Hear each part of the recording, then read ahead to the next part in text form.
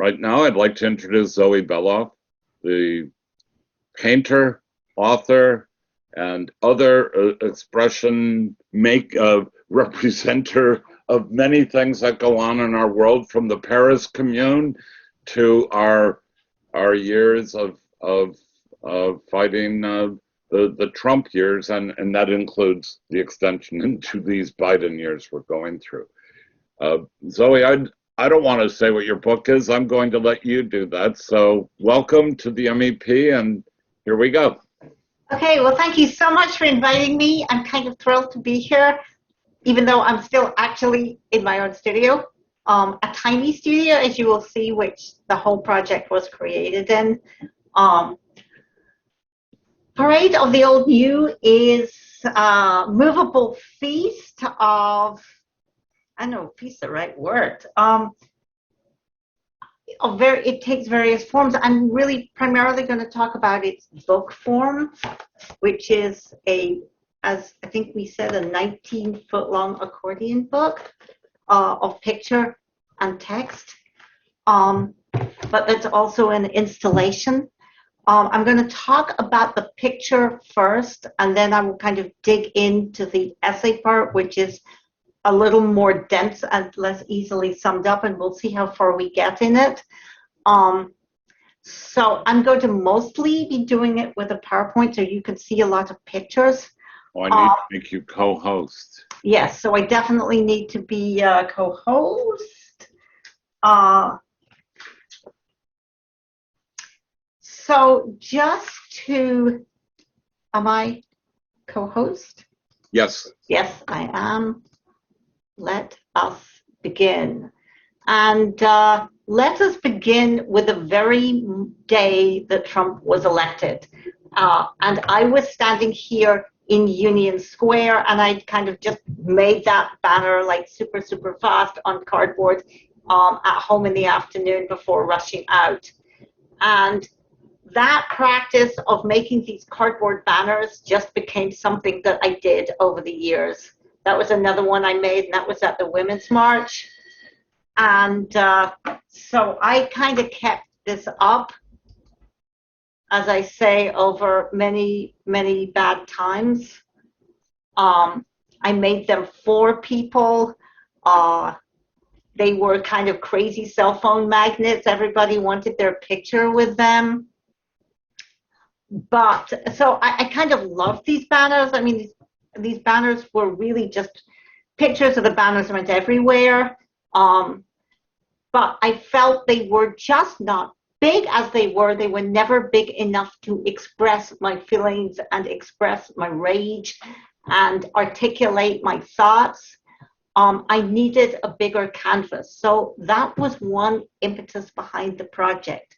But first of all, I should explain perhaps why the project is called Parade of the Old New. It's a title of a poem that Bertolt Brecht wrote in 1938. And when the morning that I discovered Trump was elected, I felt like I had to put something online, and I posted this poem. And I'll just read you the very beginning of the poem. I stood on a hill, and there I saw the old approaching, but it came as the new. It crawled along on new crutches, such as had never before been seen, and it stank of the new vapors of decay, such as never before had been smelled. And a stone rolled by as if it were the latest invention, and the war cries of the guerrillas beating their chest rang out as the latest composition. And all around graves lay thrown open, and they were empty when the new made its way towards the Capitol. So I felt like that for me was my ground zero. That was my starting point. And the very next day, just by pure coincidence, I got invited to take part in this exhibition that was held in Berlin called Benjamin and Brecht Thinking in Extremes. It was at the Academie der Künste in 2017, and it was primarily an archival show that kind of documented the friendship between Brecht and Benjamin, who are two of my absolute favorite comrades for a long time. And so it was primarily archival, but they did invite a few contemporary artists to contribute to this kind of ongoing dialogue. And I was lucky enough to be one of them. And I realized immediately I got this invitation that everything I did had to be about today, because otherwise I would just totally not be true to my subject. So I felt it was really important to take their work into today. And that really spawned 3 projects. But first, a snapshot from the exhibition. The first draft of the work of art in the age of mechanical reproduction on a piece of Pellegrino letterhead. I mean, how adorable. So it was really kind of a wonderful exhibition. And the very first part of my parade cardboard painting was in that. And I'll talk much more about it, but that was just it in the exhibition. And there was also a film I made. Like everything I tend to do, everything gets a bit excessive. Like the panorama became 135 feet long. And the film, which was going to be just a 50-minute dialogue about Brecht and Benjamin in our world today, it became a film called Exile, was a 50-minute film, which is kind of way too long for an exhibition film. It really became kind of a cinema film. And in that film, which you can see online for free, there's a link from my website. My idea was to bring Benjamin and Brecht into our world in 2017, into New York, invite them here and see how they thought about our world and how they would comment on it and what we could learn from them and their experiences in exile in the 1930s. But as you see from this picture, they have changed because refugees look different in our world today. And, this was just when Trump had launched the travel ban, and people for example, from Iran were considered enemy aliens. So immediately at that point, I knew that Brecht must be played by an Iranian actor, which led to the giant headache of trying to bring an actor from Tehran to New York during the travel ban. Which was like super nerve-wracking, but I got an amazing actor who knew Brecht's work well from Tehran, and there he is. And I decided that Benjamin had to be played by an African-American and a Black man, and there he is here. So you can see that project online. But Parade, and there was a third project. I think of them as a 3-part project. So while Parade, as you'll see, is looking at America from kind of the big picture, I also, in terms of politics and so on, I also wanted to look at how those impacted the individual, actually the bodies of people. So the third part of the project was this picture book that I made called Between Worlds: An Asylum Seeker in America, which was also sold by Brooklyn. And that is a kind of a documentary graphic novel, the story of an asylum seeker that I met during the time that I was asylum seeker visitor. I was part of a group of people that used to go every 2 weeks to one of the detention centers and meet with people from other countries who had no visitors. And I got to know this man, Basil, over many months. And eventually he did get asylum. And this is a story of him and his family. So I kind of wanted to do a big picture, but also an intimate documentary portrait as well. So, which brings us to Parade of the Old New. And so I just started. I had no idea where this was going. I had never created a history painting before or even thought about doing one. But I felt in these troubled times, ultimately I had to keep track of what was going on. And the first part of it is I wanted to think about how fascism in America in 2017, with the inauguration of Trump, related to fascism from the 1930s, and Brecht's poem. And so there's a lot of kind of layering of that. So we have Steve Bannon here as an attack dog, and here we have the ghost of Roy Cohn, who, as you know, was one of Trump's enablers, taught him everything he knew, but was also very much around in Brecht's day in America. So the ghost of Steve Bannon. I thought of that as the ghost of the Klan when I painted it, but a couple of years later I realized it was just the Klan.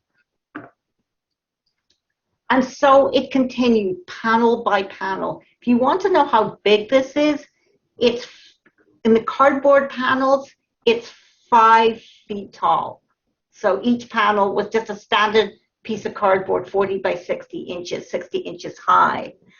So here we have J. Edgar Hoover and Jeff Sessions, under the wing of Jeff Sessions.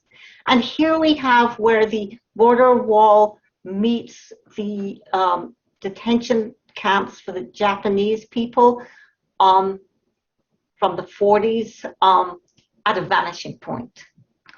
Betsy DeVos. And so I started to paint this. I didn't paint it all at once. I painted it kind of in sections as things happened.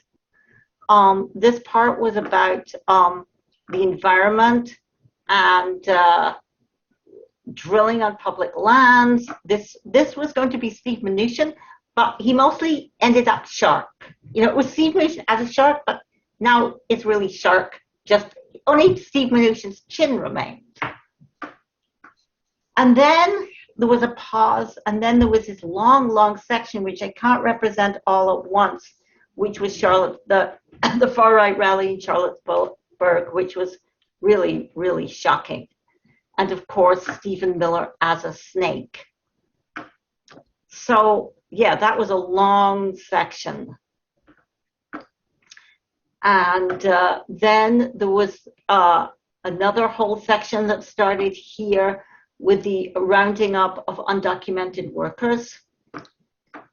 And this one here, as you can see, takes place in a Motel 6. So again, I thought things like the Motel 6 and the 7-Eleven were also really important. This is the contemporary American landscape, and nobody paints it. So I felt that was also really important to document. And then, of course, we have later we get into the world of family separation at the border.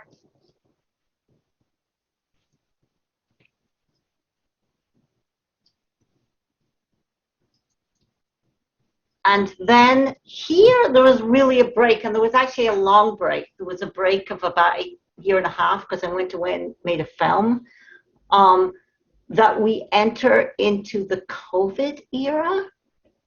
And this actually became kind of different. The painting took a different turn. And strangely, even the style of the painting took a different turn. And here I started to paint not kind of what was out there in the news, but what I was seeing in front of my own eyes. So the working people that I saw right outside my front door, things that I was actually witnessing myself. Like this is a picture of the school across the street from where I live that was handing out free lunches in the summer of 2020. And I would see this site every day. And then we get into the beautiful Black Lives Matter murals, which I really, really loved. And I just thought it was so fantastic. And actually, in November of 2020, this is where, and Trump was finally voted out of office, I thought, phew, I can end it here. And I really thought this was going to be the end.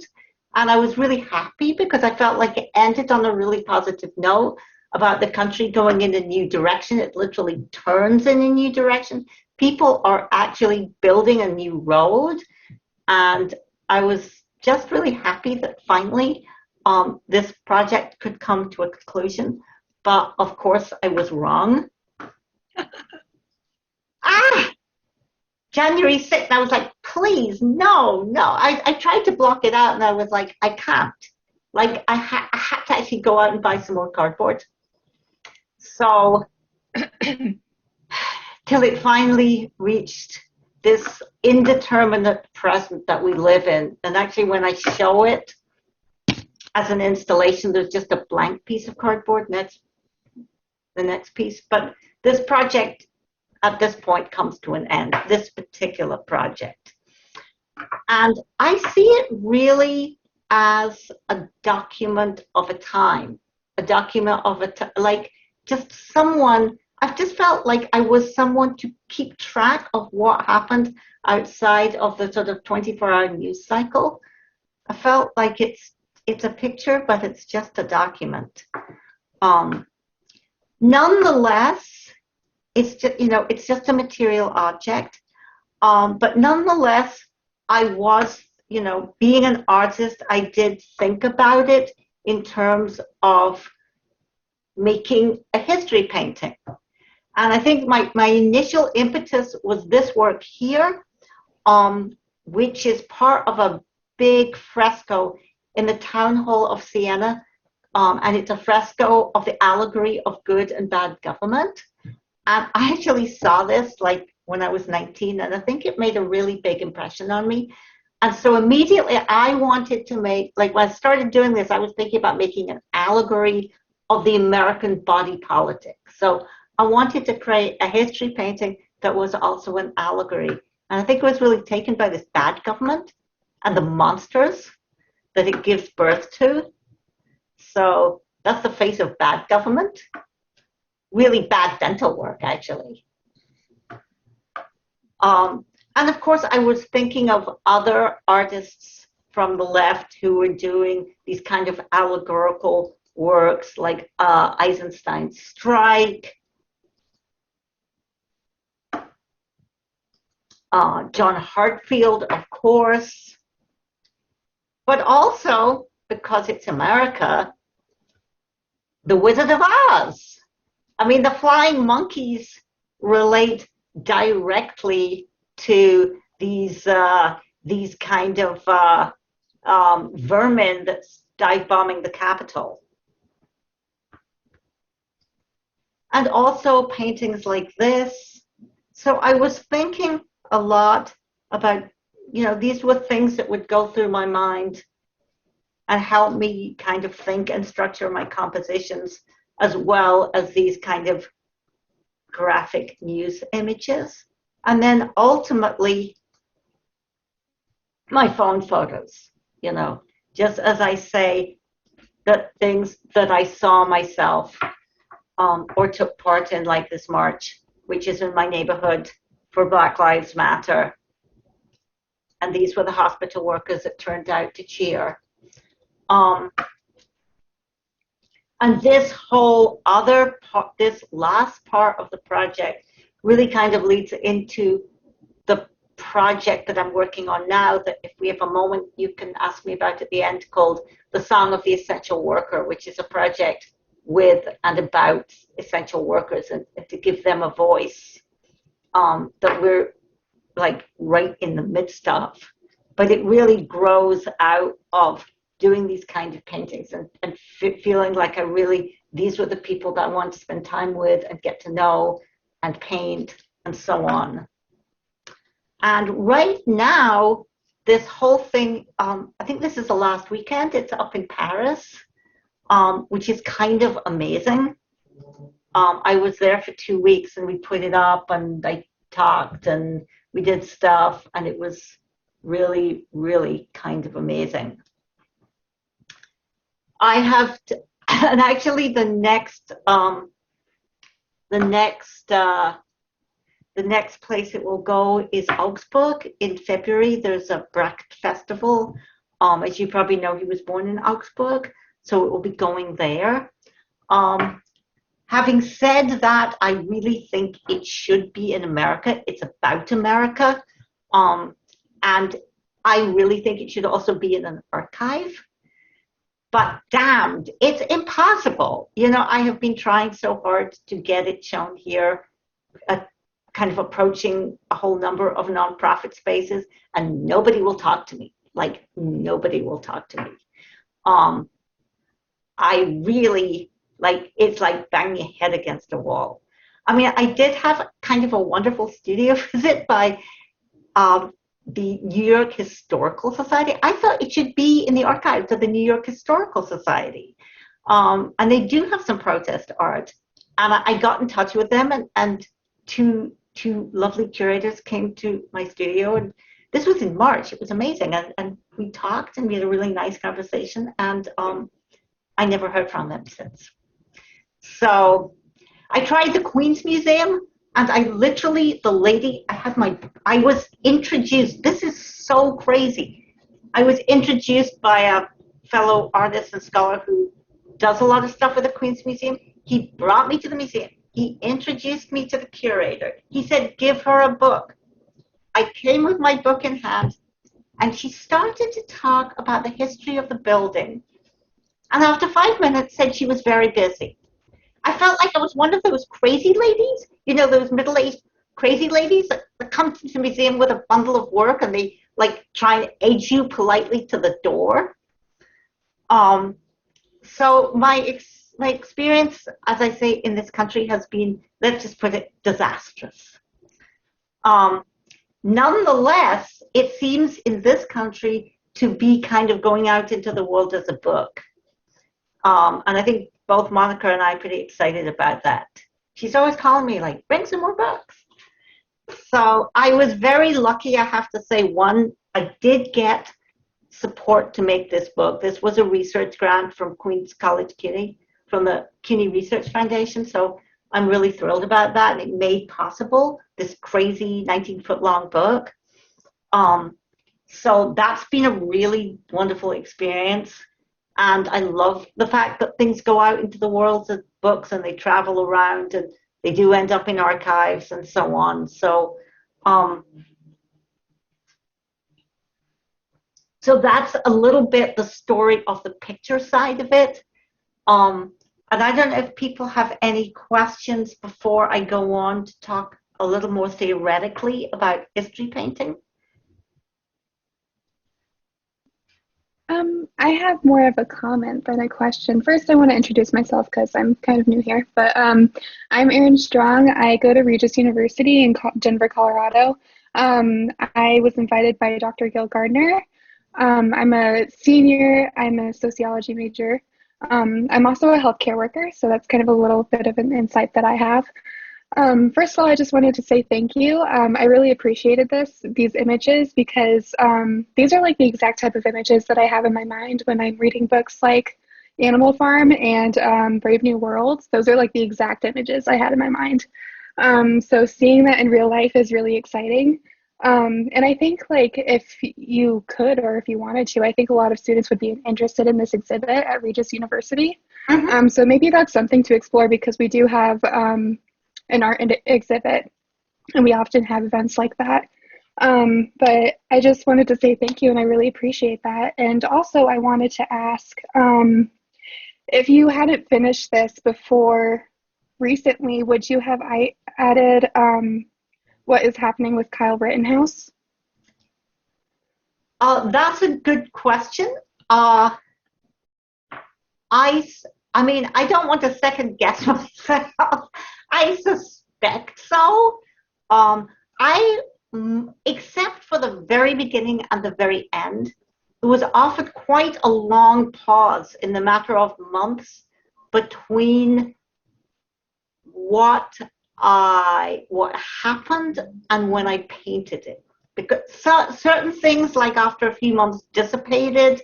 Other things were so intense that they really stuck with me. I couldn't by any means paint everything. I mean, that would have been kind of insane. So I would just kind of, I would be with it for a while, and then I felt if its urgency was so great for me, then I would, I needed to paint it.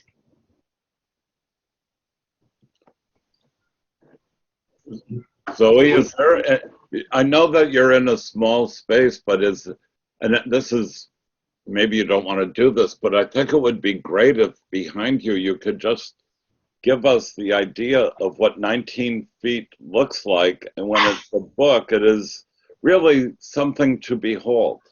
Well, I know that you're not 19, your wingspan is not 19 feet my wide. studio is not 19 feet long. It's only about 14 feet long. Oh, so it's certainly longer than between where I am and the door is. Yeah, if that helps. It's really exceptional to see this book. And I will say, even though we should talk about the backside because there's so much there, but everyone, go to bookland.org. This is a beautiful package. It is a great holiday present for you to give to anyone. I'm serious holiday present. I'm not just being a huckster here. This is a great holiday present. It's only $28. I'm not kidding. Yeah, it's not expensive. I was totally shocked, like how affordable it is to make a book. First of all, it was even possible to make a book like that, and it was affordable. And I did it. I worked with a Chinese company called Asia Pacific that runs out of Hong Kong, and they helped me. I mean, actually, it's the first book I ever designed myself. Like, I learned InDesign to make this book. And it was an accordion book, which is very tricky. And they made templates for me, and I worked within point something of a millimeter. And yeah, it was an interesting experience. But they do a beautiful job. It's very thick paper, so it doesn't fall apart or rip or anything. Let's see it. Pretty sturdy. Let's see some of it, the book. Let's see some of the book. Thanks. Okay. It's the entire panorama that you saw in book form. Beautiful. It's here. If I stand back, Wonderful. Wow. you can sort of get a sense of its scale. And you can stand it up.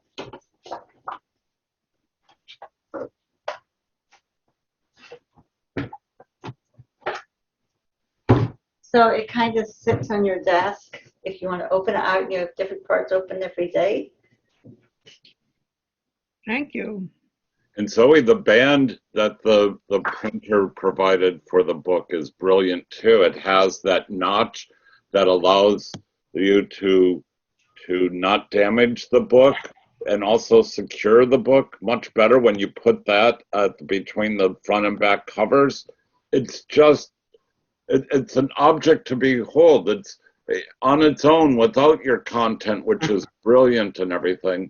It is a very unique object to behold. It's got. Where do you buy it? Where do you buy it, Michael?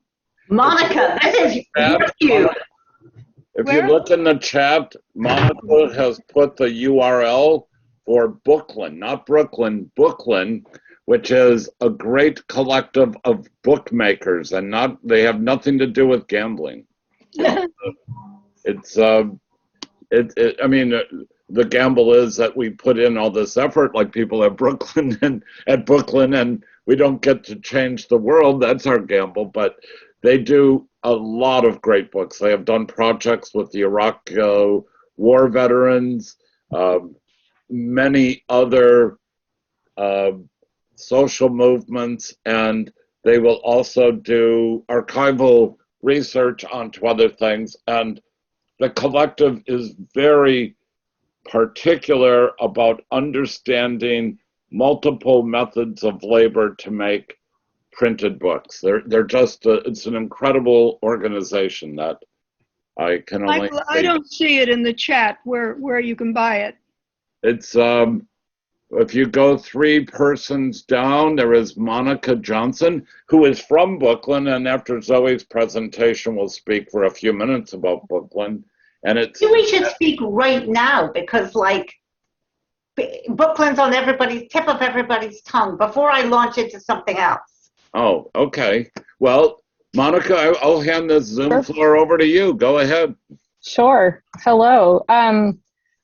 So yeah, Brooklyn is an artist collective. It initiated that way in 1999. Our stated mission is to promote artist books as both art and research material, and to assist artists and organizations that make artist books in documenting and exhibiting and distributing that work within the academic market. I would say we're distinctive in that we provide a socially progressive artist and education-centered approach to our work, and we work almost exclusively within the academic market. So that means like private and public collecting institutions, universities, as well as places like the Library of Congress. And in, primarily the United States, but also in parts of Europe. And, throughout our history, we've also worked with clients, like institutional clients in Japan and in China and Australia, but primarily in the US. And, one way that I think we're also very unique is that we functionally don't work within the commercial art market whatsoever, or like the collecting market, because we're so rooted in artist books in their value as research material and as curriculum supports. And so you can probably already see why Zoe's work is a perfect fit for us, and why we're so dazzled by the extent of the work that she continues to do. We're headquartered in Sunset Park, which is South Brooklyn for anybody who's not local to the area. And the artists that we work with are like 1/3 of them are New York City based. I'd say like just under half are New York State based. So we're like, I would call us a local organization for that reason. But we also work with artists from Europe and Japan and all parts of the world, actually. Michael sort of mentioned it, like we work with social justice organizations to document work, and that's where our box set program comes into play. We work with individual artists like Zoe to make a box set collection. So we have a box set collection of Zoe's work to archive the extent of what she's done in a book and print format, but also we worked really recently with the Art Build Workers of Milwaukee in support of the UTLA and like the NEA, the National Educators Association. There's so many with that acronym. With all of the union strikes that we saw over the last few years in Los Angeles and Oakland, notably, and totally blanking on the other one. I know it was in Milwaukee, but maybe it was like those 3 primarily. But we have a box set collection to document this activity and the ephemera that came out of it. And we're primarily focused in like creating a legacy for social justice work, but also to expand the opportunities for groups to be seen as not just artwork to be studied within like graphics departments, but also to reach into other areas of study like medicine and anthropology and social services and lots of other things. And then we're really rooted in the zine community too. We have a zine club membership that serves individuals, but also institutions, so that we kind of support and expand on those personal narratives and self-publishing with whatever materials people have to get those into institutions. And as we know, when things are in institutions, they don't get thrown away. And so we're kind of like from the beginning, one of our goals was to get work by emerging and marginalized artists and other voices within, I guess, the canon, the education canon, and to be available for research. So that's Brooklyn. Brooklyn, right? Brooklyn? Yep. Like Brooklyn without the R. Without the R, okay. Yeah. So, Monica, you may not know this, but I visited Brooklyn in 2002 when you were in a different location. Mhm. And I don't even remember the people I met, but they were all very enthusiastic about learning all kinds of things about printing. But what really struck me was how carefully every work was bound.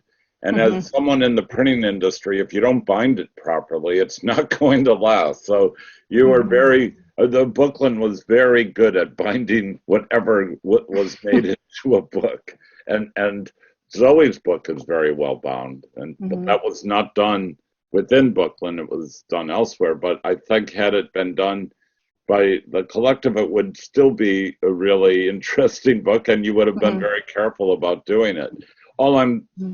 My intervention here is just to let people know that if you do get to New York and can go to Brooklyn, find out if they have any gallery hours or something, and go check them out. They're really an exceptionally exciting group of artists and craft people that make art and books with a difference.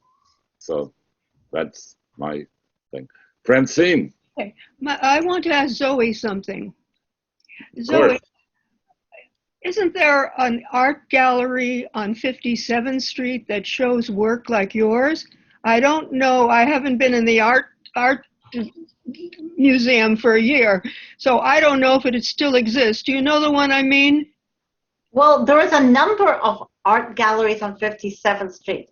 But the thing is, to show in an art gallery like that, you have to be a famous artist. You can't just walk in with your picture in hand and say, show my work. That's not how the world works. Do you know the gallery I'm talking about? I can't think of the name of it. That's the problem. I mean, I'm thinking you mean the gallery, and I'm going to look up its name right now because it's slipping my tongue as well. It shows William Kentridge. Excuse me?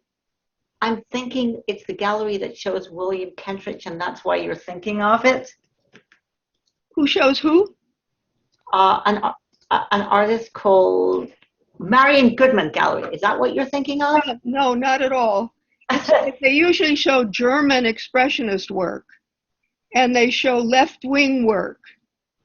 I honestly...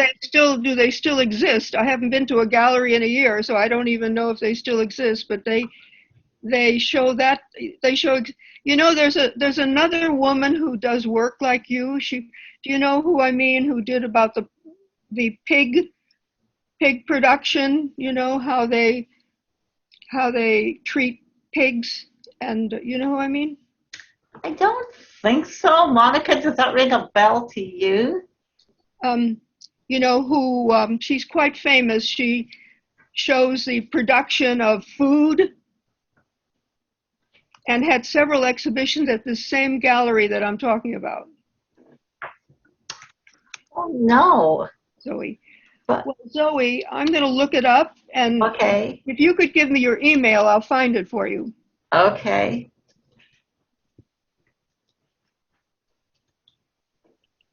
It's in the chat. It's my name, Zoe@zoebeloff.com. Okay, Zoe.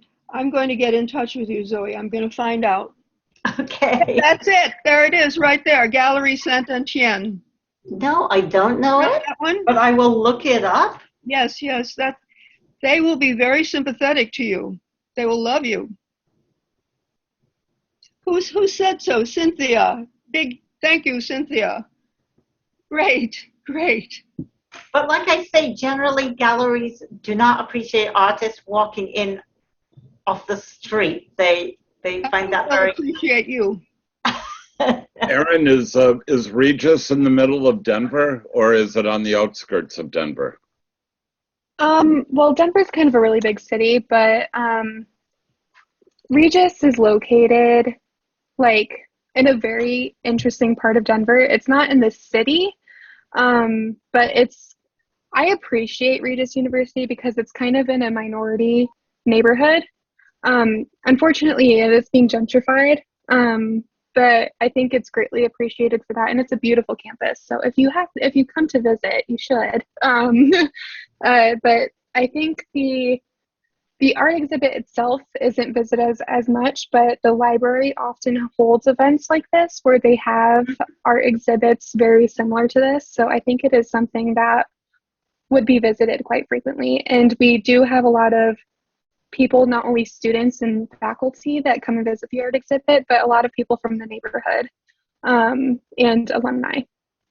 Well, I'd be happy to do some kind of, I don't know, give them a book, do a Zoom talk, whatever they want. If you want to put me in touch with a librarian who deals with that, you have my email, just feel free to reach out, and I'd be happy to get back to them. Totally. I'm always open to whoever wants to talk with me. That's what I do. I'm a talker. I'm a teacher, a talker, And a playwright. So, Hardly. Zoe, can you now do the other side of the book without the panels is very interesting as well. So now we can look at that perhaps. Okay, sure. I want to start out this before we actually look at paintings by talking about why I suddenly decided to write about this really old, kind of dusty attic form of art called history painting. And the essay I wrote is called The Troublemakers, History Painting in the Real World. And what really struck me is that in the last few years, something that seemed to have been relegated to the dusty attic of art history returns now as a cultural flashpoint, the subject of fiery debates around representational and social justice, part of the great reckoning in the United States, whose racist past is still present. Very simply, as I say, this has been, people write articles and fight on social media, and people have accused me of being on the side of death threats. I mean, people get so hysterical in this country so quickly, and all of a sudden it's around painting, particularly history painting. And I was so sort of stunned by this. I really felt as an artist I needed to collect my thoughts and kind of work through in a calm way some ideas and, most importantly, questions that maybe we should be asking ourselves. Because I always think it's a matter of formulating the questions and not the answers. So very simply, I wanted to pose the question, what is at stake in history painting? Now more than ever, it is clear there is no one narrative, no objective, universal God's eye view. The past lives inside us and acts on each one of us differently, depending on our own experience, our own family histories. So in many ways, it is no surprise that history paintings provoke passions. They are stand-ins or surrogates for the pain of living people. The subject matter might be scenes from the past. Nonetheless, in the moment we encounter an image, it acts on us in the present, and thus its shadow falls not on the past, but on the future. Or, as a philosopher Walter Benjamin put it, history is a subject of a construction whose site is not homogeneous empty time, but time fulfilled by now time. So even though we see things from the past, it acts on us in the present, and that affects the future. As visual representations of history, history pictures must invent ways to reveal the flow of events, and thus enfold time within them. They are not separate from film or theater. I think of my picture as a film unfolding not in time, but in space. I'm also a filmmaker, and I tell people this is a film on cardboard. And I will say this, and this is important, and I think sometimes people don't understand it. It was painted on cardboard deliberately. It wasn't like I couldn't afford canvas or something. Cardboard is part of the meaning of this paper, of the picture. Cardboard is, to me, the medium of the 21st century. It speaks in multiple ways about things now. It's the support for protest posters, but it's also the support of global capital. It's the packages that kind of swirl around the globe. It's the Amazon, whatever.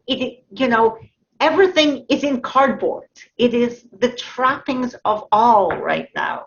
So I think cardboard really speaks to the time in which we live. So it was very much a deliberate gesture to paint on cardboard. Cardboard is also the medium of last resort. When you have no home, you live under cardboard or on cardboard.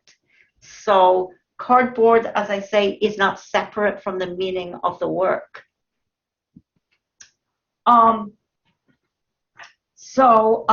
Anyway, I was talking about history painting and history painting as being part of, as I say, we stage history in a history painting. And that, as I say, like any object, arouses feelings in the present. In history painting, artists stage events from real life. He or she is in the business of creating scenes with characters, costumes, props, and scenery arranged to tell a story. But while a theater director works with live actors and three-dimensional props, the artists work with paints. We could call this reenactment in pictures, each one a stage spectacle. There are many questions that we're going to have to ask. Must the subject matter of a history picture be drawn only from past events? Can the picture represent contemporary events or even depict the future? Is ordinary life part of the historical record? The focus of my essay is on history experienced from below, pictures not of the famous and the powerful, but of everyday people, of the marginalized. I believe what is key to history pictures is that they place the individual within the fabric of society and thus speak to social structures and dynamics of power. In my essay, I was particularly interested in foregrounding the work of what one might call minor art, inspired by the book Kafka, Towards a Minor Literature by the French writers Deleuze and Guattari. When they wrote about minor literature, they did not mean a form of expression that was less important than major literature, but rather it was not grand. Minor art does not traffic in masterpieces because it defies those in power. It is an art of minorities who must adapt and transform the master's language. So that again was important to me. I also wanted to bring Brecht into discussion. Although he was a playwright and a poet and not a painter, he thought a lot about how to stage history, from the 30 Years' War in Wittercourage to events that were literally happening as he was writing in the private lives of the master race. His focus was on ordinary citizens. He wanted to make visible the economic and social forces that shape our lives. Rather than simply letting his audience get swept up in the story, he wanted them to ask questions, ask about why things turned out the way they did, ask what was at stake in a conflict. His theater sets did not look naturalistic because he wanted to show that our world, what appears natural is not natural at all. So we must ask, does a particular image of history or a sequence of images simply reflect the world or seek to change it? How does a picture exist as a commodity? How does the context in which it is viewed influence its meaning? In my essay, you'll discover I did not choose history pictures for their aesthetic richness as some kind of art historical hierarchy, but because they illuminate the issues that face us in understanding our world today. I pay particular attention to the ones that are troublemakers, pictures that either upset people in their time or rub people the wrong way today. I believe the wounds they open up reveal something of what's at stake. So with that, I'm going to just give you a little bit of an introduction into some of the works. I mean, one could write books on the subject. I'm just writing an essay. So, you know, there's many other pictures I could have chosen to begin. But begin I will by sharing the screen. So modern history really begins with, history painting begins with stuff like this, the coronation of Napoleon, you know, which is the archetypal kind of template for pictures of those in power. But while the attention to detail, we have to understand, makes it seem like he's just really carefully rendering the event, the painter is also shaping history. As would have been apparent at the time, like Napoleon's, he's dressed with that little golden crown. He's deliberately wearing the iconography of Roman emperors. So he's really shaping, you know, David is complicit in shaping his legacy. And of course, that kind of work is still very much on display today. I only have to give you this picture, Versailles on Fifth Avenue, to show how Trump himself is wrapping himself in this family portrait in, you know, the mantle of Louis XIV.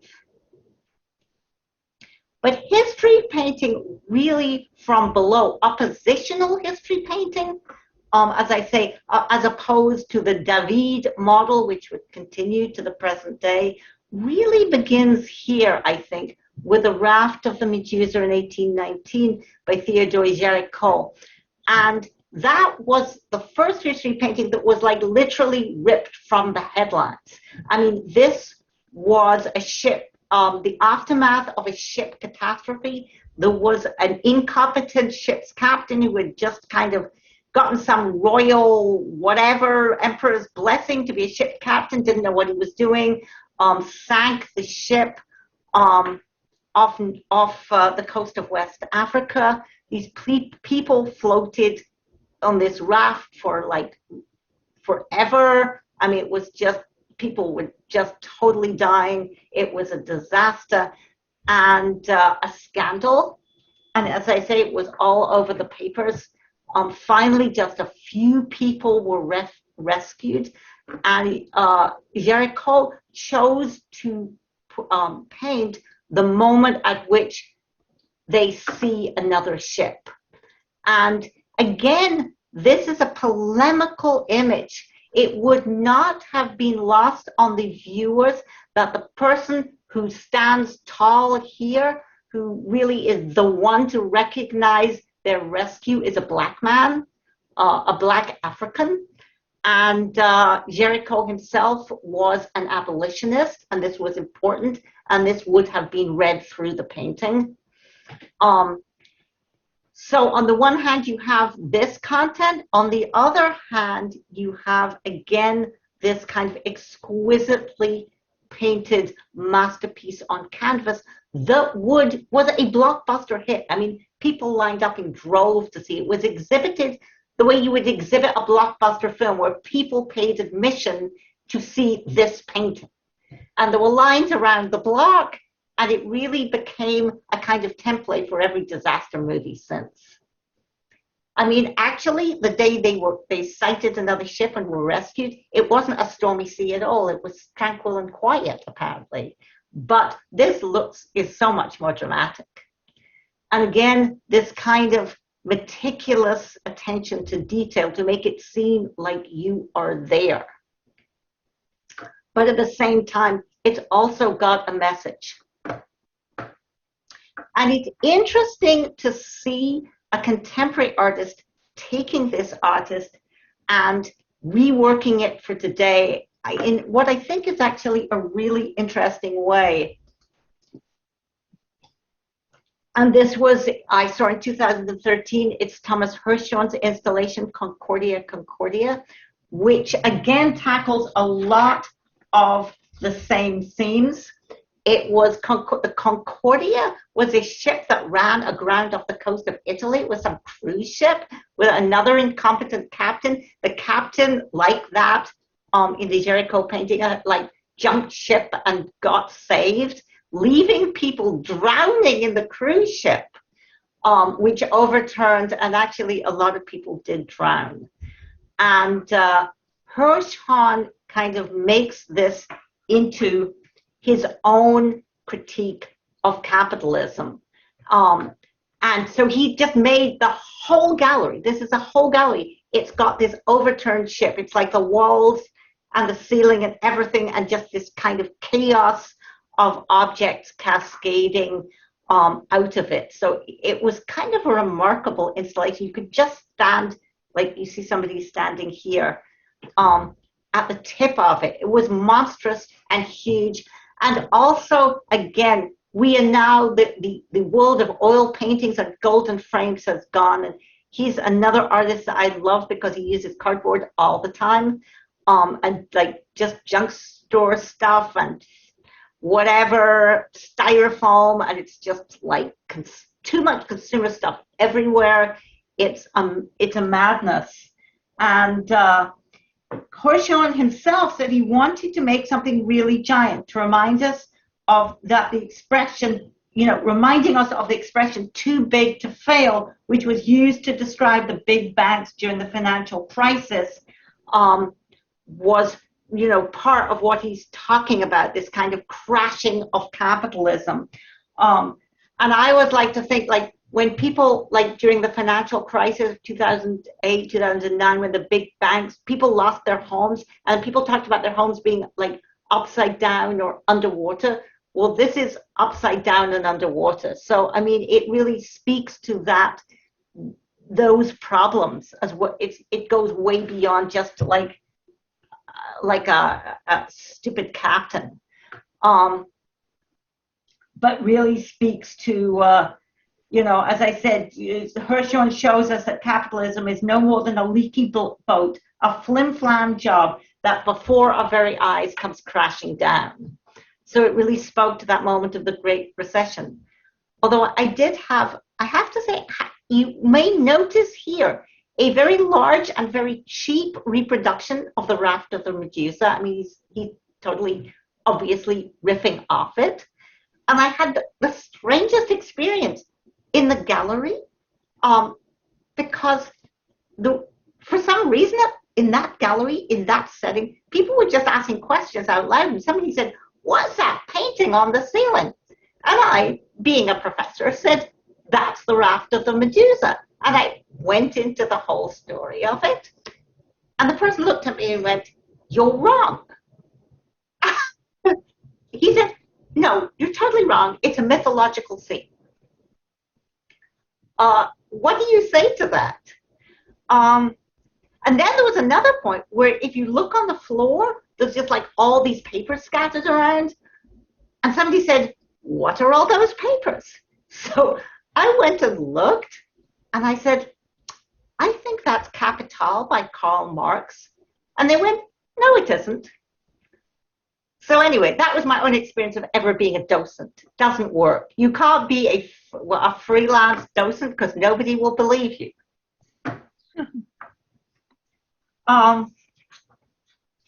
So I want to go from there to what might be the nearest 20th century kind of return of the large-scale painting, because we don't have those kind of paintings anymore. It's huge. Large-scale paintings did return in the 1930s, but in a very different form. This was large-scale history painting in the 20th century. It returns as mural painting. I chose to focus on some murals, and I am very much influenced and inspired, I will say right out front, as you can probably tell, by the WPA murals and the artists that did them.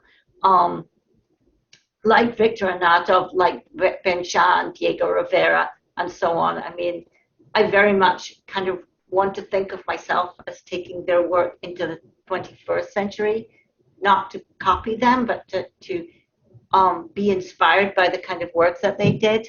And I chose these, the next thing to talk about, which is the Arnatov murals, which caused and is still causing I don't know how much people have read here about it, but a lot of fighting and anger and insults and so on. These are, Victor Anatov was a Russian artist who came to this country. He also studied in Mexico with Diego Rivera. He was a communist. Actually, ultimately, he went back to the Soviet Union. But while he was here, he painted some fantastic murals in San Francisco. And one of them, he got a commission to paint the life of George Washington in Washington High School in San Francisco. And so he decided, as I say, he had to paint the life of George Washington. He wanted to paint it to be very honest about Washington. He didn't want it just like, oh, crossing the Delaware, signing the Declaration of Independence.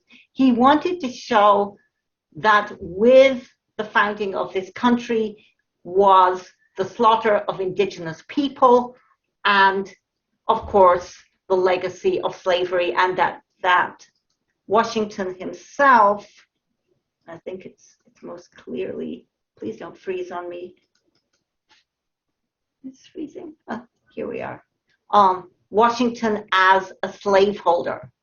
And so we see the enslaved people working for him at Mount Vernon. So he did not want to, he wanted to make that visible. And unfortunately, I think, because I think it's very important to be really honest about history and not to whitewash it. And this is a very troubling subject. A lot of people are very upset about this, particularly a number of parents of the young people who go to Washington High School who feel that as African American people, it's very insulting for their children to have to walk by images of enslaved people. And there was a really strong push to have these painted over.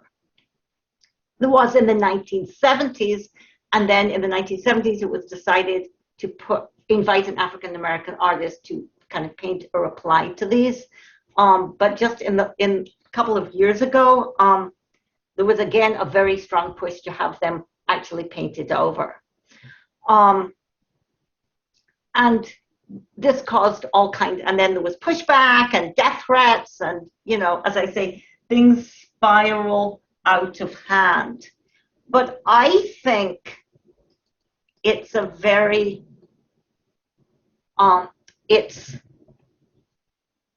a very instructive way, the way he painted, to think about a kind of Brechtian idea of staging history and asking questions. And I think if we can't do that in a school, when can we do it?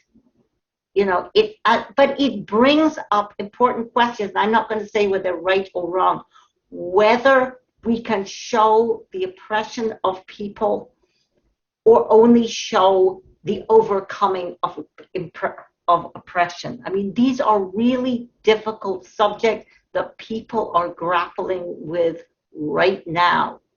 What should we see? How should we represent history? Because history is going on right now. These are, you know, the Civil War is still being fought in this country. So these are very unsettled images that speak to us right now. But I do think his strategies are very interesting and actually very Brechtian. I mean, I love this one here. You know, this is about the founding of this country. First of all, indigenous people are front and center. They're not just like, oh, off in the background somewhere. But also you see right from the start, like from the beginning of this country, everybody is in each other's face. You know, it's not wide open vistas and empty spaces to be conquered. It's up close. People are too close, you know. Conflict is there from day one. But particularly this one, I think, is really interesting in a kind of Brechtian sense, because they're talking about past and future and how history doesn't have to turn out the way it did. So what we see is George Washington and his associates here, and he's pointing, and it indicates the westward expansion. And the, you know, ultimately the ideology of manifest destiny. But, you know, the West was not settled in Washington's time. So he's also pointing to the future. We see a dead indigenous person on the one hand, but we also see an indigenous person here sitting down and smoking a peace pipe with a settler. And here we have the gray army, almost a ghost army that would go forward. It's like he's pointing towards this ghost army which would ultimately take shape and would slaughter the indigenous people. But he's showing at that moment there is a choice. Either the settlers could have sat down with the indigenous people and really tried to work something out together, or they could have killed them. It was not written yet. There are always choices. And I think that's really important to think about the fact that things don't have to turn out the way they do. And I think that's really interesting in a history painting, not what is, but what might be, in a sense. And, you know, but at the same time, I also think of this great ghost army is going on today. These are the far right supremacists that roam, you know, in these various incarnations in the West today. They are still roaming the country.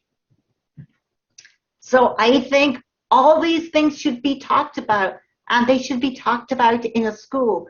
And students should debate this, and they should paint their own murals, and they should be inspired to tell their own stories. And I don't know, but I feel strongly that this, as I say, should be thought of not as something that should be covered over and pretended never happened, but is part of our ongoing story today, and that's how it should be framed. So that's just kind of why I wanted to talk about these. But I realize,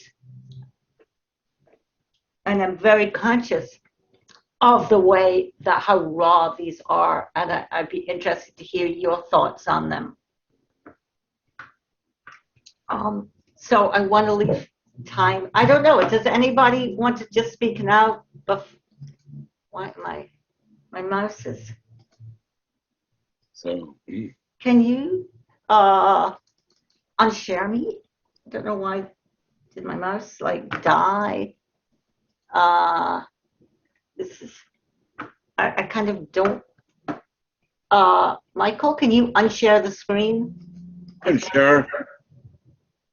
You mean to take co-hosting away from you? Well, I just wanted to go back, and for some reason, mine is frozen when I try and click with my mouse in.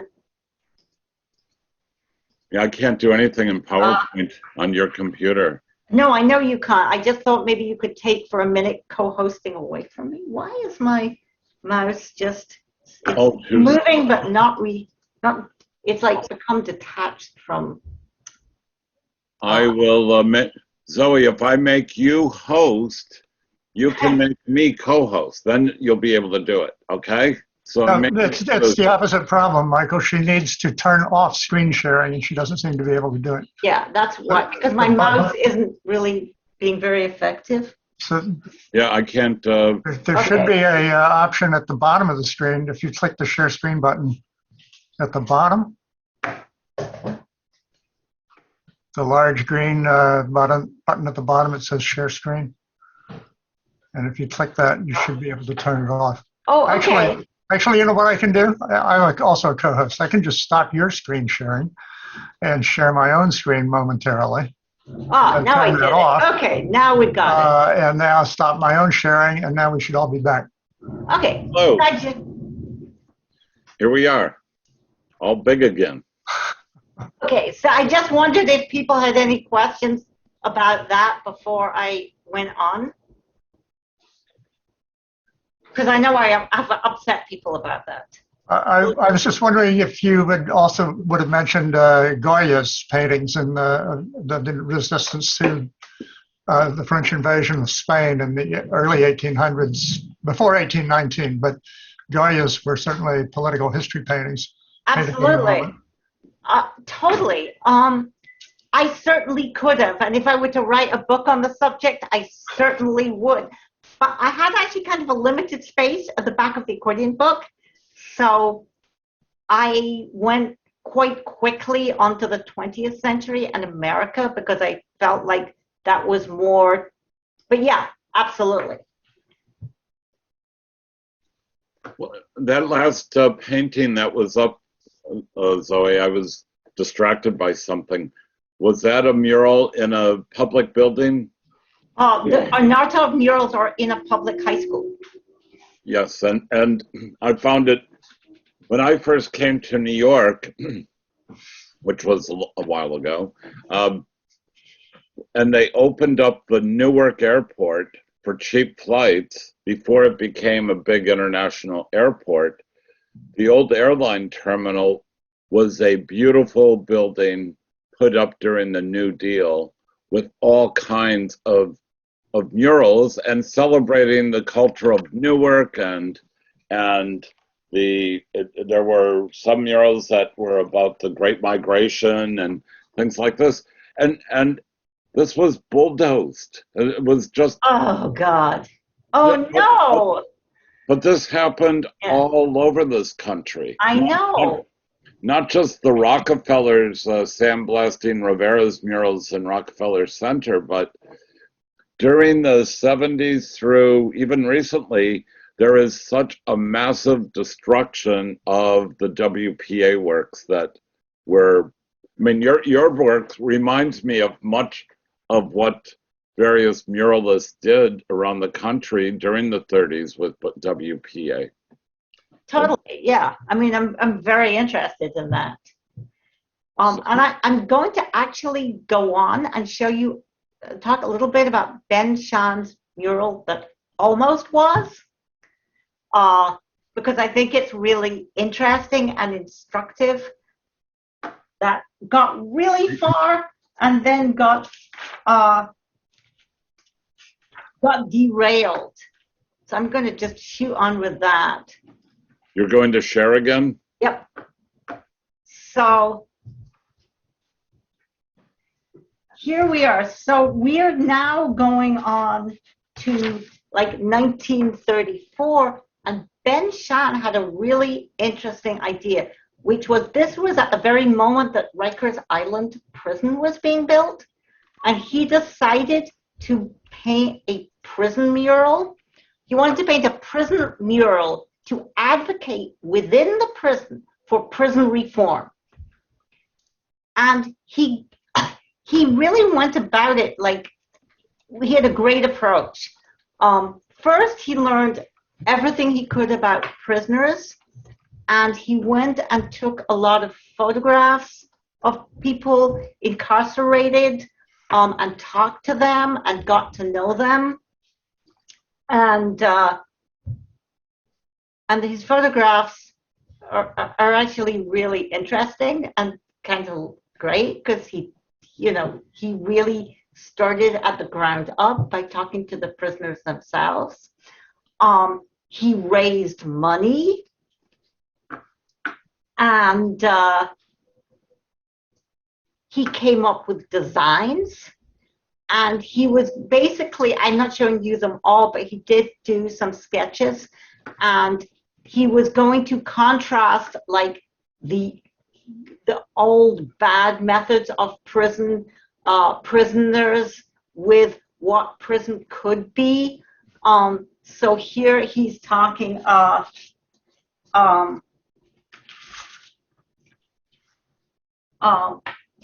he's talking particularly about the South here and the chain gangs and what was going on there.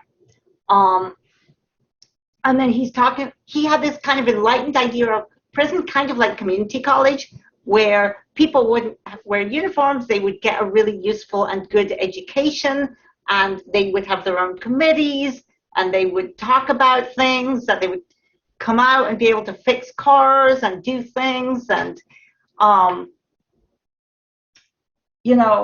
loved it when he said Sean believed that prisoners could be rehabilitated, and anyway, many of them were not actually guilty at all. Lincoln Kirstein remembered Sean saying, at least a third of the inmates of New York prisons should be released forthwith, since they are no more guilty in the sight of blind justice than the same number now packing Wall Street. So he was going to paint this idea in Rikers Island. And I think I'll just read you what I said. So he actually got really far, and he was literally drawing it on the walls of the prison when the project was suddenly vetoed by the Municipal Art Commission. It appeared that one man, a certain Mr. Jonas Lai, had the power to persuade City Hall to cancel it. Lai was president of the National Academy of Design and a painter member of the Municipal Art Commission, a reactionary both in art and politics. In an article in the New York Times, he claimed that Sean's murals would inject anti-social propaganda into paintings paid for as relief work by the government. The art community passionately defended Sean. The critic Harold Rosenberg pointed out the similarity between the police and the Municipal Art Commission. Sean was encouraged to take the case to court, but was confronted with 3 decrepit old judges who summed up their opinion thus: look, young man, if there was any money for painting, we'd be painting toilets first. So that was that. But I love to think about it as a potential, like a potential that's waiting to happen. This maybe not in the exact this form, but this still needs to be painted. And it's really interesting for us to hear the very same kind of things that we're talking about now being talked about then.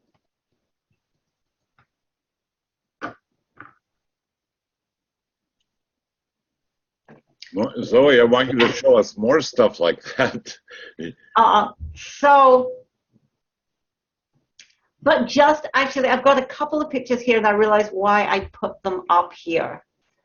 Because I wanted to talk about, again, ways to think about when it comes to these kind of paintings. They are very close to being like theater. And I'm particularly inspired by, and I think as kind of a sister project, is Brecht War Primer. And I don't know how many people know it. I think it's really amazing. He just took he wasn't a painter, but he took these photographs from newspapers, from Life magazine, from whatever magazine, during the Second World War, and wrote very short poems. And the poems ask questions, like this one here, which is of an American soldier standing over a dead Japanese. The caption on Life explains that the GI was forced to shoot the Japanese man who had been hiding in a boat. Brecht responds with this verse: and with their blood they were to color red a shore that neither owned. I hear it said they were forced to kill each other. True, my only question, who forced them to?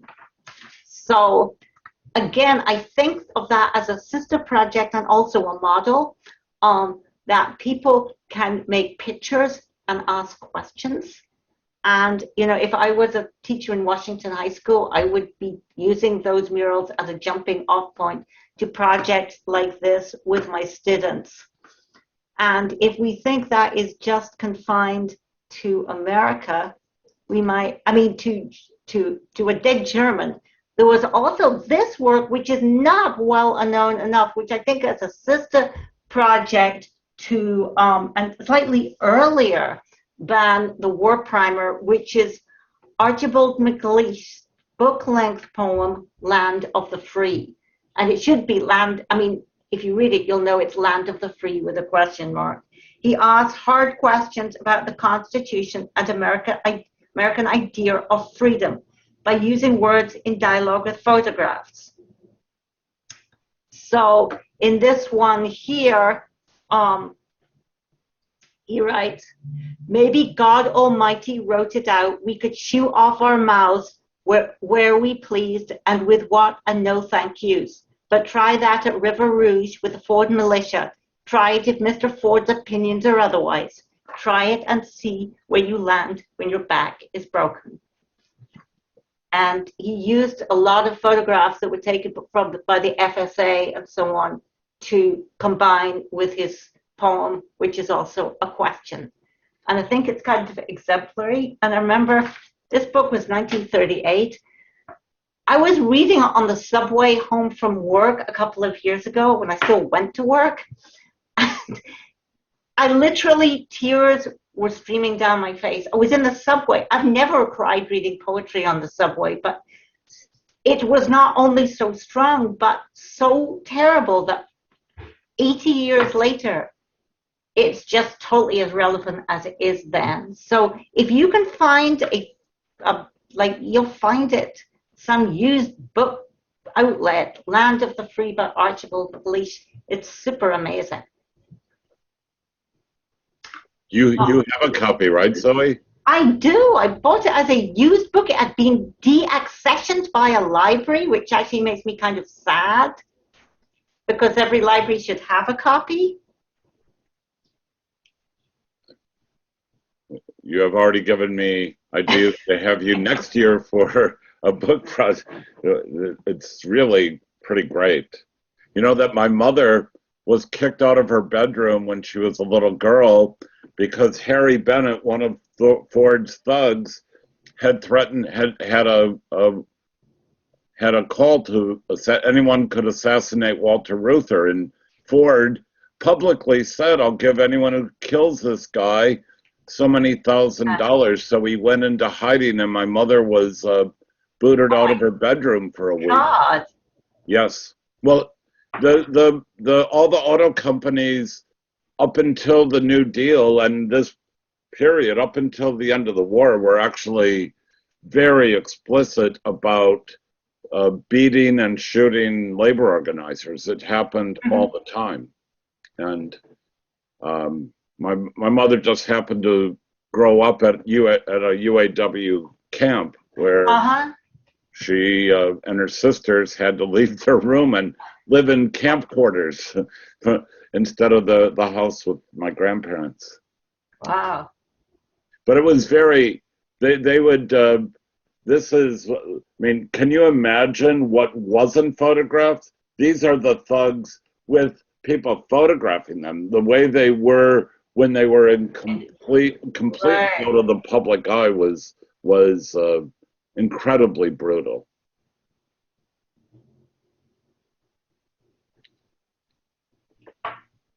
There's all those other, Zoe, you're showing the rest of your PowerPoint below. Have we seen all those images underneath there? No, we haven't. Ah. Are they related to what? Yes. So the next person I wanted to talk about was Bill Traylor, and I don't know how much people know about his work. He's a really, really interesting artist, and I really wanted to come back to this idea that history painting doesn't have to be monumental, it doesn't have to be large, and it doesn't have to be, by a famous artist. And Bill Traylor is so interesting, and I want to compliment him, kind of put him in dialogue with Viktor Anatov. So whereas Anatov was talking about the big events of history, Bill Traylor, who was a man born into slavery in the South, talks about history through lived experience. And his experience was remarkable.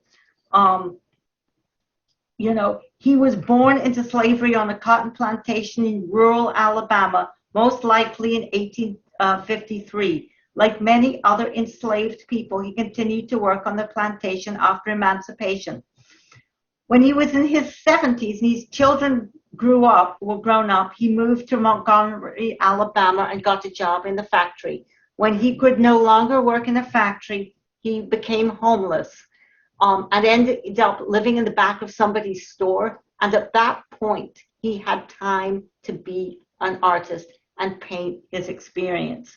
So, he had seen everything. He had seen slavery, the Civil War, Reconstruction, the Jim Crow era, the Great Migration. He lived through it. His children moved north.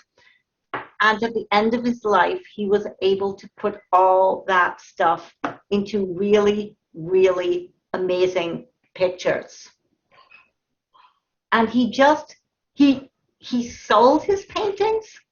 And he was lucky enough, and we are lucky enough, that he was befriended by a white artist called Charles Shannon, who bought his paintings and also gave him art supplies, whatever he wanted.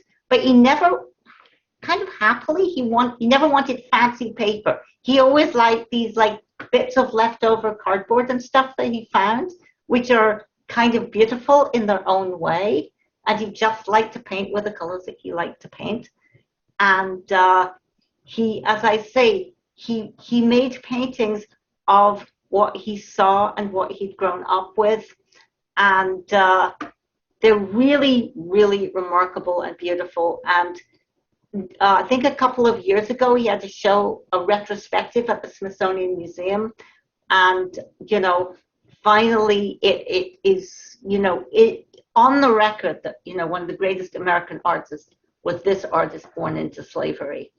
And some of the loveliest and also most terrifying pictures are his pictures of animals. Remember, he grew up in the rural South, and it's both these terrifying dogs that would be sent after runaway enslaved people that we see here, but also these marvelous rabbits that are almost human, that are kind of like these kind of characters from folk tales and also stand in for runaway enslaved people, and they're just kind of wonderful and goofy. And he would often just title his pictures like this, An Exciting Event. And I think in part that was because when talking to white people, it was better that you didn't really exactly say what was going on. It was better to keep things a little bit ambiguous. So he painted a lot of pictures called An Exciting Event. So I think of this as really remarkable and some of my most favorite history painting. And from there, I think I'm going to talk about, just in the remaining time, two more artists that one is, of course, Jacob Lawrence and the Great Migration series, which I'm sure people are mostly familiar with. But again, I think it's always an image and a caption, and it tells a story. There are 66 pictures so it's like a movie in a lot of ways. It's highly cinematic. And actually, interestingly enough, it was really taken up by and promoted by, what's his name, who works with Eisenstein, Jay Leda, who's mainly known as translator of the great Russian filmmakers, Soviet filmmakers, Eisenstein, Bertolt, really promoted Jacob Lawrence's work. And I think he understood how important it was and how cinematic it was. But I love these pictures, particularly his use of objects, how objects tell stories, like this just empty pot that's like hanging on the wall, or like just this news, very simple objects. You know, Brecht on his desk had a little wooden donkey, and on the donkey was written, "Even I should understand it." And I think like that kind of idea of speaking in really simple ways and being really clear is beautifully expressed in the pictures of Jacob Lawrence. Really pared down, but everybody can understand it. So I think of this again as a great example of American 20th century history painting. And finally, a painter that's been causing, again, a lot of anguish and headbanging today, but I think precisely because he does touch the really sore points of what we have not transcended in this country, is a late work of Philip Gustaf. So you might have been reading about that. And I think, again, he's not often thought of in the canon of history painting, but I think he absolutely is, like he speaks very clearly in his late work, the work that upsets people, about our social reality.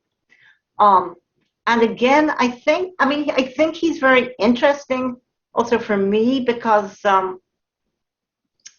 he's a Jewish artist. His name really was Philip Goldstein.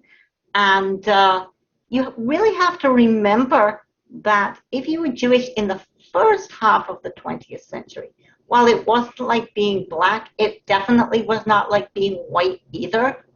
A lot of these artists got like, Ben Shao is another example. People wrote really racist things about them as like foreigners who were going to like spoil the aesthetic of America, and people, you know, were really down on them. And as I say, there was a real racism. And I think, you know, the only difference is if you were Jewish, you know, you could change your name, you could blah, blah, blah, you could pass. And Philip Gustaf, in a sense, was one of them. He changed his name to Gustaf. You know, he started to paint beautiful abstract paintings. And he passed into the world of high art. And then he felt terrible about it. And late in his life, he wished he'd never done that. He wished he'd... And in a sense, it's really interesting in his late work to see him go back to his roots as a working class Jewish kid. And as a kid, growing up in LA, he loved cartoons, and cartoons were like super important to him.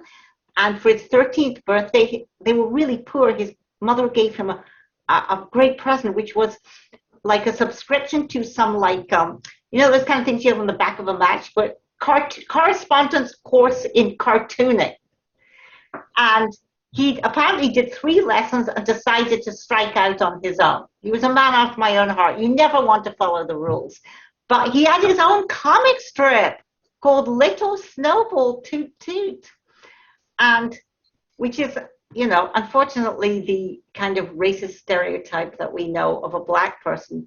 But the idea that he would make like a really goofy cartoon with this little black character called Little Snowball, and that was his first artwork, is kind of great. I mean, I feel like cartoons are also something very important because they speak very much about, as Benjamin would say, the barbarous nature of our reality. So he finally, late in his life, he moved from these beautiful, tasteful abstractions that were winning him so much money and praise to painting cartoon nightmares like this, which I think really hark back to his early days of cartooning in a world that is indeed barbarous, but maybe is what we really think of as Brechtian realism, how the world is, in which there is nothing natural about it. And recently, there was going to be a big retrospective that was going to tour around. And then some people got very upset because these paintings were going to be included, which showed casual Klansmen. Like, I like to think of them as the Proud Boys of his time. And it seems again that you cannot, these are, I'm really interested, these people, at this point it was a museum who decided maybe some people would find it uncomfortable. They made the decision to pull the show. Till at some point in the future when people feel calmer, as though there will be a time in the future. I was like, when are people going to feel calmer? But he felt was very important in his time, and he was very, I mean, he had grown up in a world where the Klan was very active, even in LA, to show the barbarous nature of everyday life. He was painting in the late 60s and early 70s. He was reacting to the Vietnam War, and all those things that went with it. And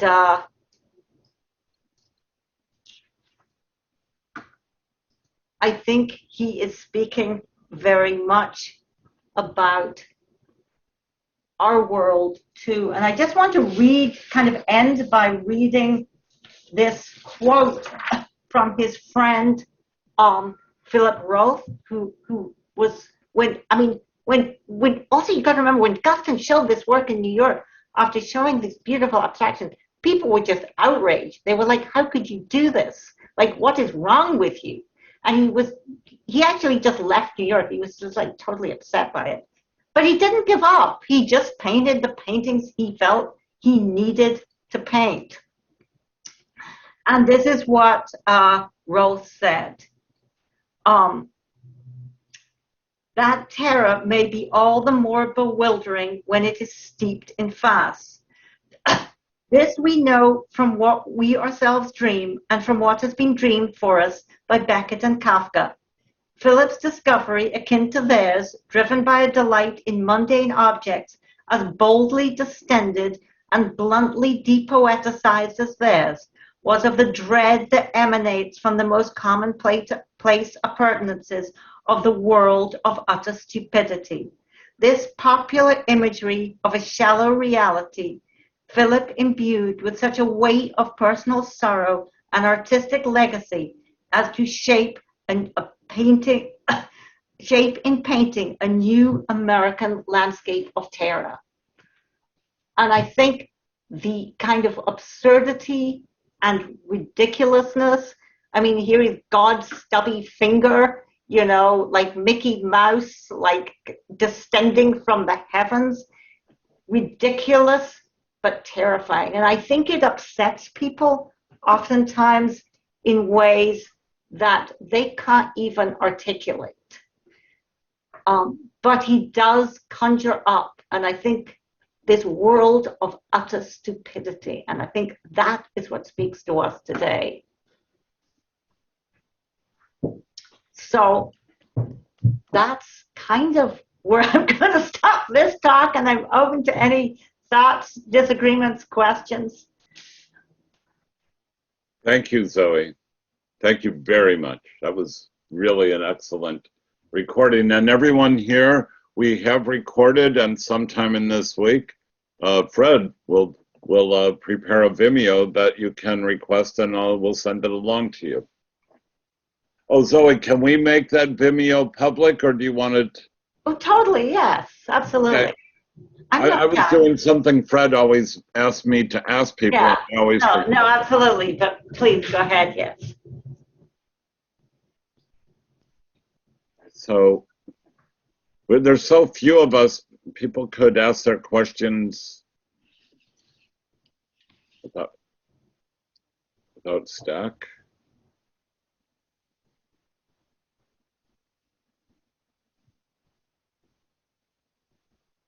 What's Zoe working on now?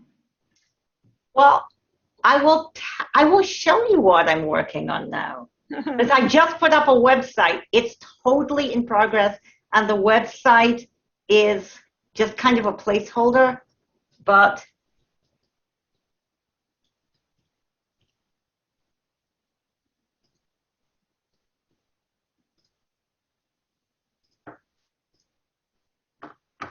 it's a project called The Song of the Essential Worker. And like I said, it kind of grew out of my painting the end of the panorama when I was painting working people. And it also, I think, grew out of just like the COVID era when like everybody was shut away. And now I just want to talk to, I was like, I want to talk to everybody. And it's not a kind of project I've done before. This involves interviews. I've never actually done like an interview project before, but the idea is this, that I wanted to make a public art project to enable essential workers to tell us their story. So as you can imagine, I mean, the title itself is kind of taken from Brecht. And it very much grows out of the kind of work you saw in the WPA. This time, it's going to take a slightly more modern form. It's going to take a couple of different forms. It's existing multiple forms, as everything does today.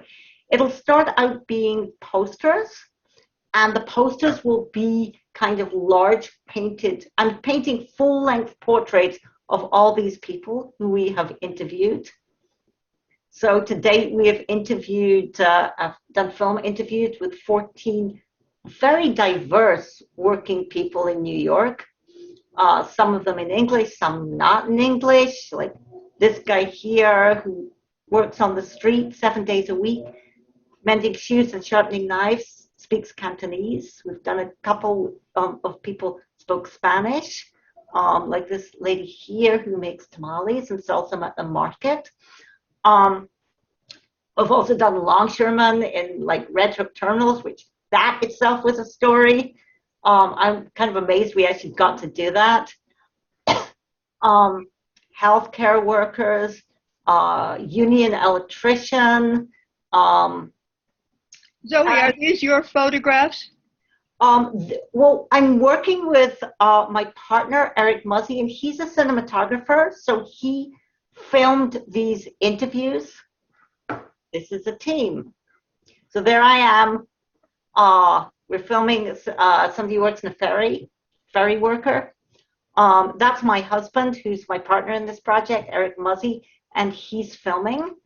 And so we're making filmed interviews with each person. Then the next, which we're currently editing, then I'm going to paint a full-length portrait of each person, and that'll be turned into posters. And so around the city, you're going to see these posters, and each one will have a large QR code, and the QR code will lead you to the film in which each worker will tell their story in whatever way they want to tell it. Zoe, will your paintings look like these photographs? Not exactly, but they are real portraits, but full-length portraits. But they're not exactly copies of the photographs. They will be against a very simple background. Hang on 1 second.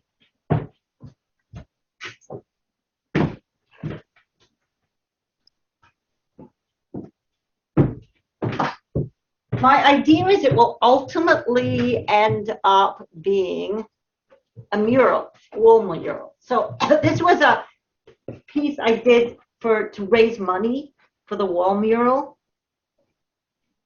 So the poster paintings will be more like this. There'll be people against a plain background, but large, kind of dramatic. I want to paint like 6-foot-high life-size portraits and then turn those into posters.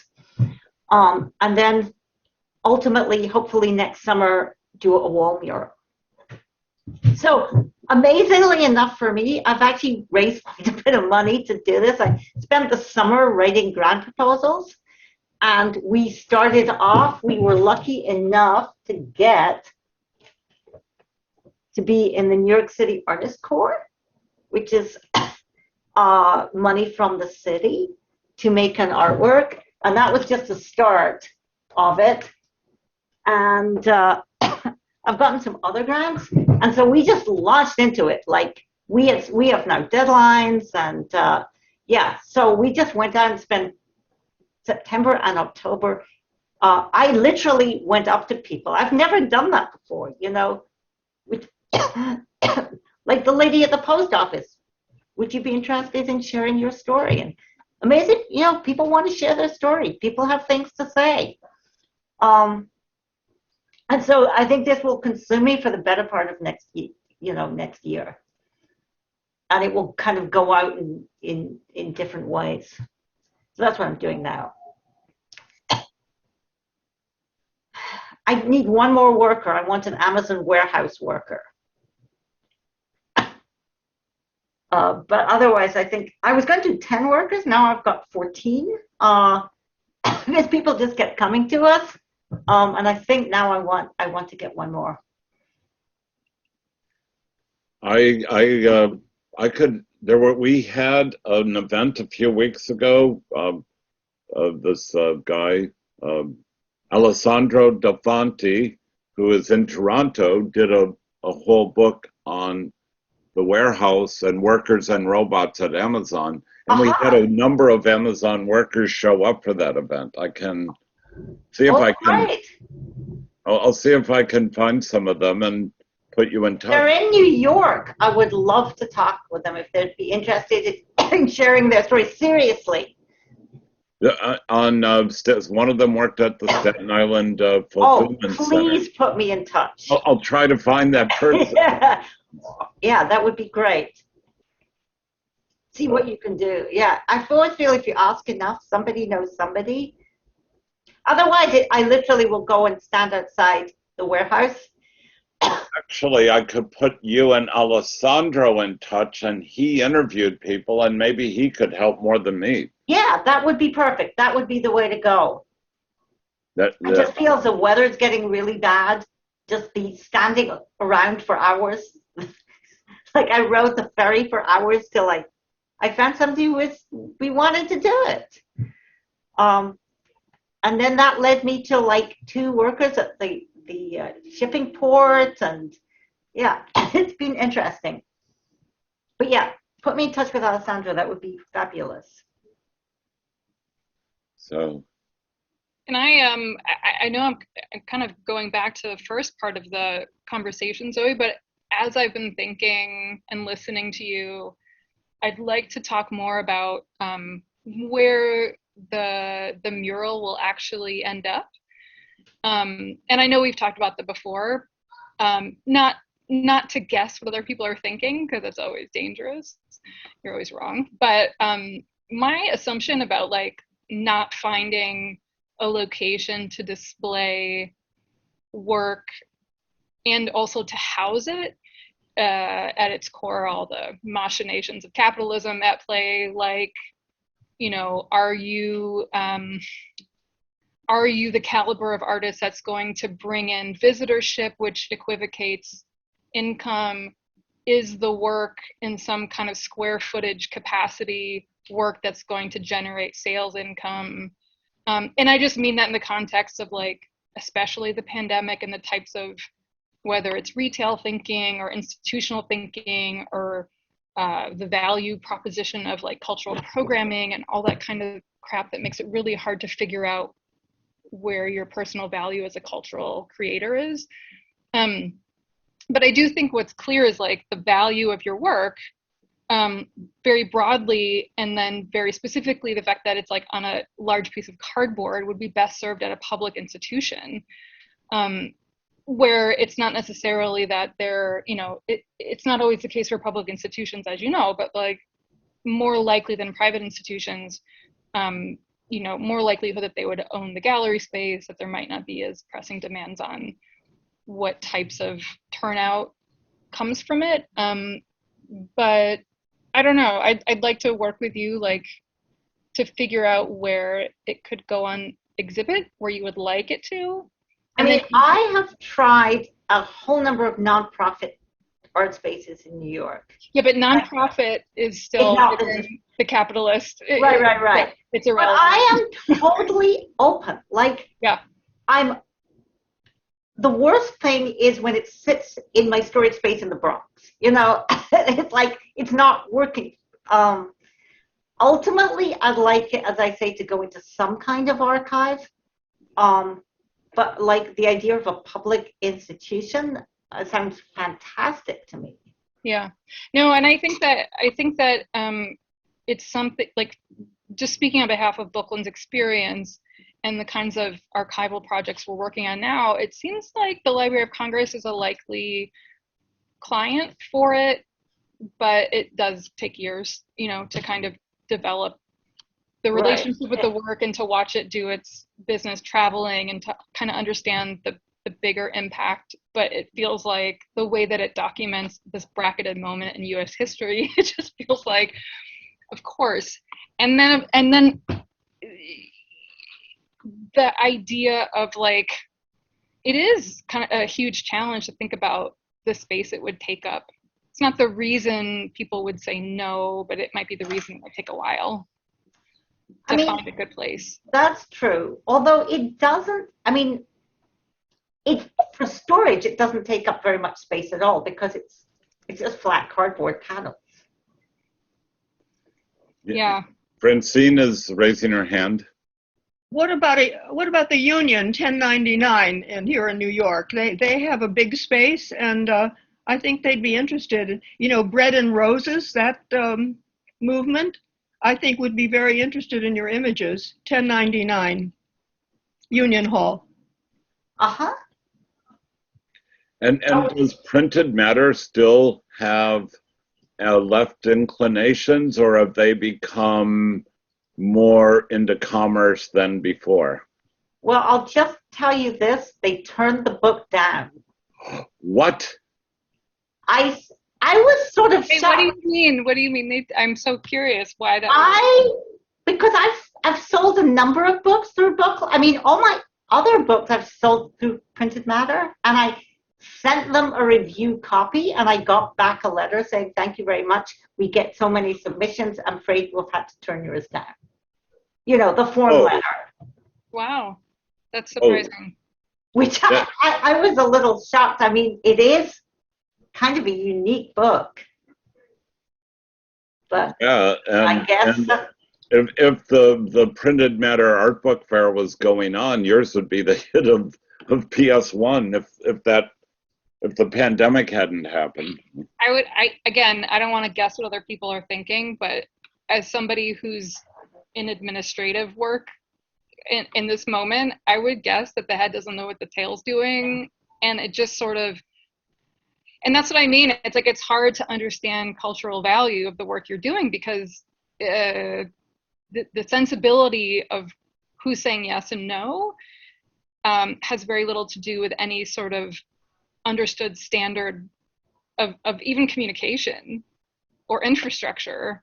And I can kind of see that in a way, not to point fingers at printed matter, but just within like any cultural infrastructure, let alone the government. It's a hard time to understand where that value lies. Wow. But I think, in terms of whatever I do with Bookland, like, this is a phenomenal work. It's definitely, my feelings about you, Zoe, as an artist is that I feel like I will always be curious and interested in what you do. I like so very much, and I respect so very much, that I feel like what you present is like, this is your work is sort of like how you operate as a citizen and how you process and make sense of living through moments. Mm-hmm. And you just bring to it whatever the building blocks of your education, of your skill set, and you just work through things. And in no way do you ever present like, this is actually what happened, or this is the truth, but that almost as a model, like, this is what people can do. Like, and I feel like your work invites everyone to do a version of this. It feels like a playground to, like, this is how we process and share. Yeah. Well, that's really complimentary, because that's like my dream. Like, that's what I aspire to. Mm-hmm. Yeah, it's like world building. Like, this is a way to live with each other in this world, but doesn't kind of get itself into the hierarchy of the canon, things like that. It's like, this is how we can be with each other. And the PowerPoint was excellent, Zoe. The understanding that I'm walking away with is way more than having gone through the book about 4 times. I mean, I've only gone through the paintings, the mural side, but your presentation was incredibly good, and I would think that there would be a number of, there are a number of galleries someplace in this expanse of North America that would, if they had been here today, would be clamoring to get you into their exhibit schedules, I would think. But as Monica said, the head and the tail don't talk very well. They don't meet up very well. And it doesn't make sense on printed matter. Is Blue Stockings a space that you would consider, or is their new bookshop too small? You know, I just saw, I just realized yesterday that they're existing again as an actual thing. So actually, I haven't seen it, but I think it's just really near where I live. So yeah, or even to like grace the lobby at Metrograph Cinema, which has all that great space that people congregate in, would be a wonderful place. Those kind of areas are, there's all kinds of public space where this could be.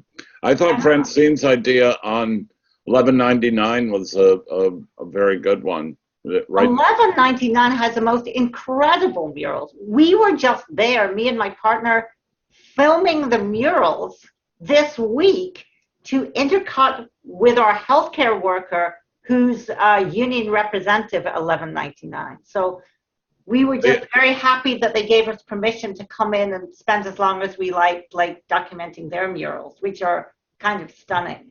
They have Ralph Fasanella there, do they not? They have some of his, Ralph Fasanella's paintings or murals are there, I think. I mean, they've got a whole new building. It's incredible. Wow.